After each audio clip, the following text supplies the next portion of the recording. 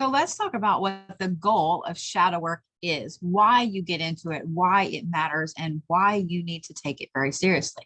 Shadow work is a way of working through our traumas, of working through subconscious patterns that we have, and of determining what is actually your behavior, what is a trauma response, what is someone else's feelings, what is a programmed way you have learned to react to stimuli.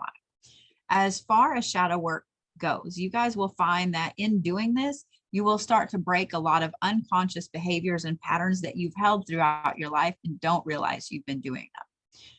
Now, you're going to hear people that say you have to have a licensed therapist to do this. You have to work with somebody, you have to pay somebody or whatever. While I never am going to say that therapy is a bad idea, I am going to say a lot of shadow work is done on your own. It's done with you.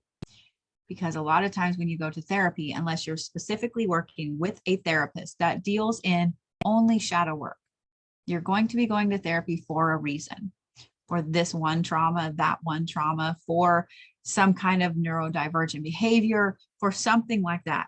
You're not going to specifically focus on shadow work.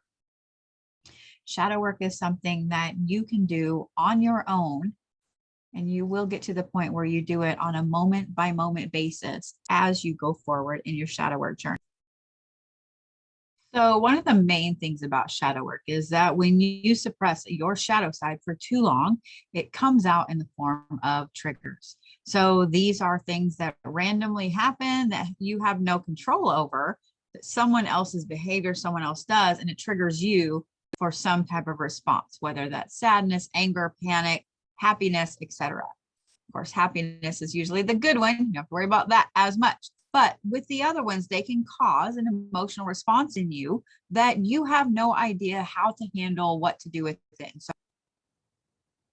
So that is why you're going to be working on shadow work. So you know your own triggers. You can actually go through and unpack the reasons why you have those triggers and undo them.